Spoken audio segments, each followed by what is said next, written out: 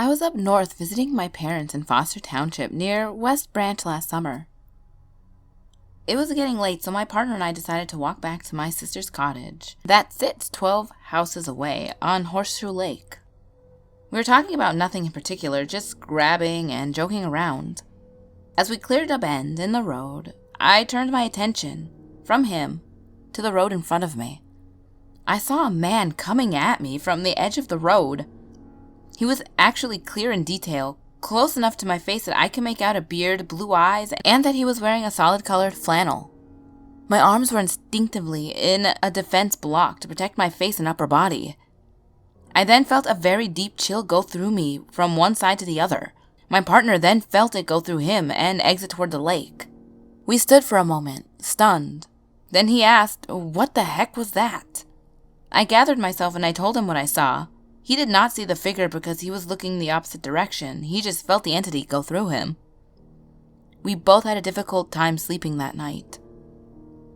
As I thought about it further, I come to realize perhaps the man spirit was just trying to get to the lake, and we just happened to be in the right place at the right time. Last year, I had another strange experience with my sister. We were at a party at her neighbor's house in Detroit. We were chatting, and my sister looked down the hallway. I looked in the same direction. We both saw the shadow of a man, wearing a wide-rimmed hat, walk from one room, passing the hall closet. Later we found out, by the couple that lived there, that they have been having problems with a mischievous spirit. I guess he would whisper the name of the woman who lived there when she was alone in the house. There have been many other experiences with the paranormal that myself or family members have witnessed throughout the years. The weirdest thing is that I can tell if a house is haunted or not by the mirrors in the home. There's been about 5 or 6 homes that while I was there, I would absolutely avoid mirrors. However, each one of those homes I found out later was haunted. It makes me think, do I have a knack for seeing ghosts? Is there some reason why in the past 2 years have had increasing paranormal activity? I'm boggled. I have to be honest, but I'm a bit embarrassed about sharing this story.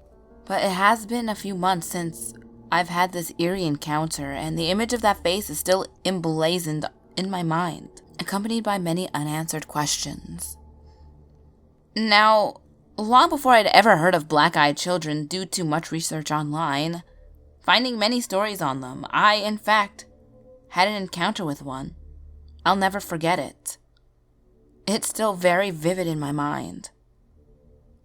I was sitting in my car at a shopping center parking lot, checking my bank account on my mobile. I happened to look at the car right next to me and noticed a child between 12 or 13 looking back at me. I smiled and looked away. Then something registered in my mind that kid didn't really look right. I looked back and the creepy kid was still looking at me. Staring, actually, with what can only be described as a sinister smile on his face. It felt like he was looking right through me. I stared back, trying to make the rude boy look away, and that's when I noticed that his eyes were completely black, with no sliver of white. Like hollow looking, similar to doll eyes. His face seemed frozen in that creepy stare. He never blinked. I began to have an overwhelming, and what seemed to me an irrational fear of this kid. My heart was racing, and I was literally afraid for my life. I slowly reached up and locked the car door, completely aware that he was still staring at me, almost mocking me, enjoying my fear. He could see it. I was so disturbed by him that I decided to move to another farther away parking spot in hopes that boy was not watching, and would think that I actually just left altogether. As I watched from a distance, I noticed 2 young females in their mid-20s approaching the car, talking and laughing amongst themselves. As they opened the doors, they entered the car. Strangely, neither of them seemed to react, as if someone was occupying the car. Not acknowledging this creepy child in the car I'd just seen moments earlier. Then, all of a sudden, they backed out and began to drive off. In the back seat, in the rear window, popped up this little head with that black-eyed child's face, staring directly at me as if he knew I was still there and had been watching me. He watched me until they were completely out of the parking lot and could not see me anymore, and thankfully I could not see him. I shiver every time I think of it. Curious to know, I did some online research to see if there was some eye condition that caused the eyes to be completely black and not due to dilation. I happened across a site that described exactly what I saw. I just hope that I do not see one again. I was in the hospital after the birth of my first child. In the wee hours just before sunrise, I opened my eyes just a little and saw about 5 inches of almost glowing white dress. Assuming it was a nurse's uniform, I laid there waiting for her to attend to me, with either taking my temperature, blood pressure, blood, something.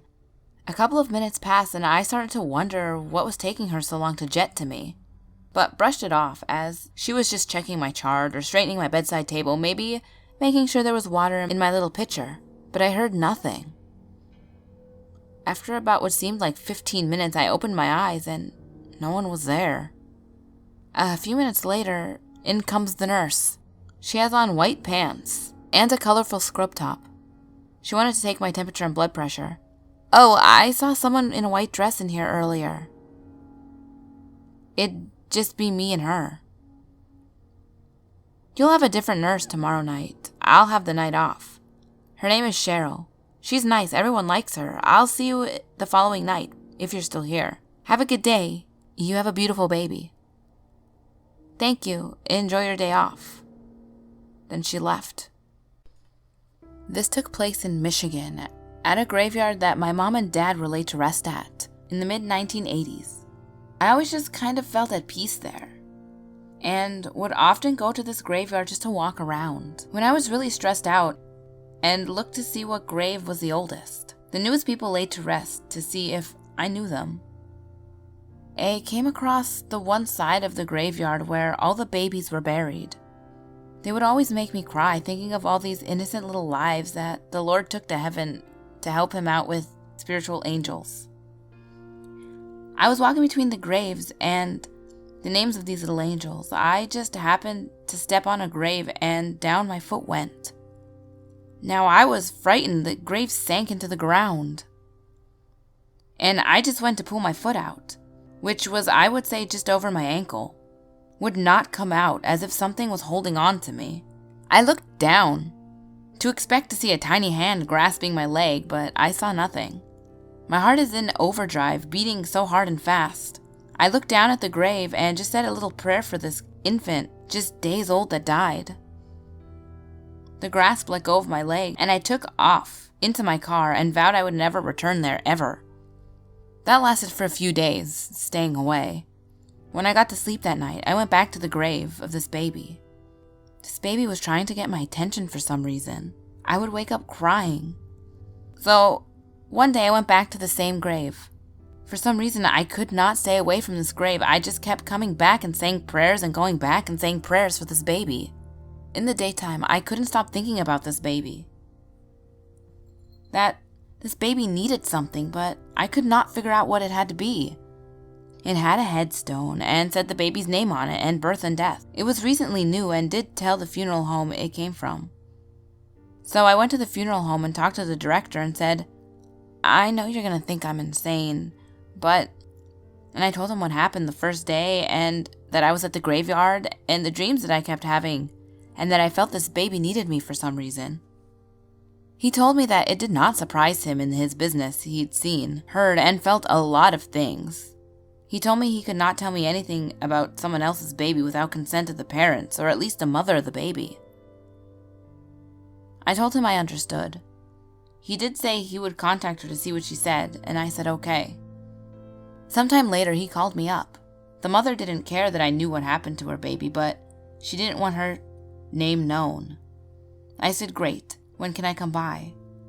Later that afternoon, he met with me at the grave of this tiny baby. I held flowers in my hand to put on the grave as it had none on it. The funeral director told me that the mother of this child never wanted this child, never held this child in her arms, and that the child died of SIDS. Tears were dripping down my face onto this grave the baby was laying. I asked the funeral director to hold the flowers, and he did. I bent down to the open hole in this grave where my shoe went through and lifted this baby up in my mind and cradled this tiny baby in my arms while I sang to this baby and told him that you would not be forgotten and you can rest now. I kissed the baby that I cradled in my arms and put the baby back in his place of rest. I took the flowers from the director and placed them near the stone. The director left and I stood there crying and praying for this child that it could find peace. I felt a calm come over me, like none I ever felt before. I knew that this baby's spirit knew it was loved and had been held by a loving person, and knew this baby was important to at least someone. While I lived in that area, I brought flowers to the baby's grave at least once a month. When I did, I prayed for this baby. After all was done, I took some dirt from the house and filled the hole in the ground that my foot made, in which I planted a flower into it. I kept going back to the graveyard more and more often to this baby, in which my heart had adopted, and prayed, saying, sometimes I would reach down into the grave and mentally pick the baby up and hold it in my arms. Then I was going to relocate. I went back to the grave and told the baby that I would be moving far away and would not be able to be back as often as I did. But when I do come back, I will hold and sing the baby. Tears drip down my face as I'm saying this, tears of love for this child that I didn't even know. I went back to that area many times. The first 7 years when I relocated to where I live now, I kept my promise with flowers and the rest. Then I got into a bad car accident and I couldn't drive far anymore. But maybe this summer I can have one of my children take me out there to see this poor baby's grave and let it know that it's still loved. This way the baby's soul can still feel loved. To me, this all meant this baby's soul wanted to know that someone loved it, living or dead. And once I showed my love for this baby's soul, the baby was at rest. I hope you ghouls like those 4 stories. I am sorry I cut one off because my throat actually is really sore, and as I edit the audio, I can hear how hoarse I sound, and it's making me cringe, so I apologize. So maybe next week I'll do an extra story for the next state. And how about for the question of the day or the word of the day? What is your favorite beverage? Alcoholic or not? I am all of a sudden in love, alcohol-wise, with Dr. Pepper and spiced rum. It is delicious. And non-alcoholic water. So let me know. Guys, I just hit myself in the head. Did you hear that? It hurt. Yeah, maybe tomorrow, maybe Sunday, I will put out a fun little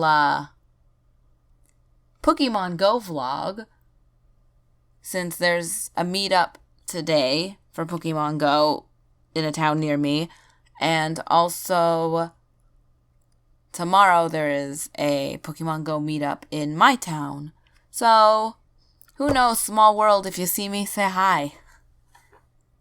But as always, my last video will be on the top left, the next video will be on the bottom left. All my social medias are on the screen, as well as in the description box below. And remember, there's always someone or something watching you.